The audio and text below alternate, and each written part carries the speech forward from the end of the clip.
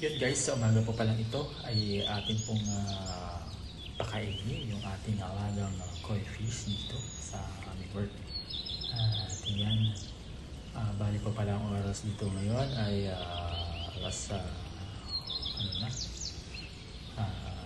bali mag-alas 9 na. At bigyan ko po ngayon ng foods yung aming alagang koi fish dito kasi tuwing umaga ay kung sino po yung mga naka-assign dito sa ground floor ay siya yung magbibigay.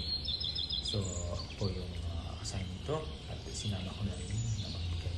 Bali po pala ay sa kusina ako naka-assign pero dalawa lang po kami yung naka-duty kaya ako na rin po nagpakain. Yan. So at kung makikita po ninyo, yan yung mga koi fish. Bali more than 10 din yan. Dati lang ay maliliit sila, subalit malakas po silang kumain at yan yung pagkain nila, katakal. Subalit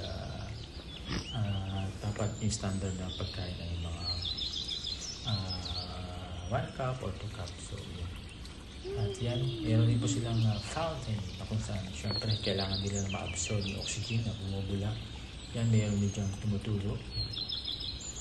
Dahil ito yung sa mga alaga namin mga boss.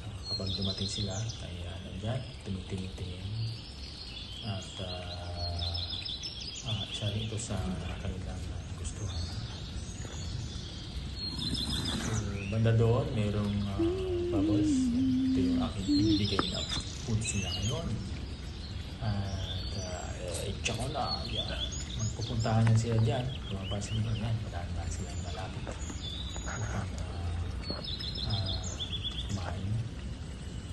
Siyempre, nangunguna dyan yung pinakamalaking stock, pinakamalaking koi fish. At gagawan sila.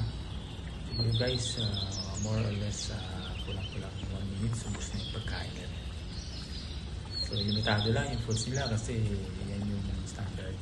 At nakakatuwa silang tingnan sa mga may koi fish dyan. Siyempre, yung pagkain nila mahal. Kaya kapag sino man po may mga alaga dito, syempre ito yung mga mahal na isda na talaga export pa sa ibang lugar para bumili. At yan, yun, muli, at magandang araw po namin po sa lahat. Nagbigyan na po ako para may upload muli kasi matagal-tagal po talaga akong hindi naka-upload. Nandito po yung aming boss. So, yan. Palis na po sila, kaya medyo nakakagalaw at nakaka-upload. Edit na rin po ako ng mga video. Hindi, maraming po salamat sa aking mga subscriber dyan, sa mga silent viewers. Thank you so much. At lagi lang po tayong ingat sa ating mga gawain, sa pang-araw-araw at sa ating mga trabaho. Sa mga kapwa-OFW. Matingin lang po para sa pamilya.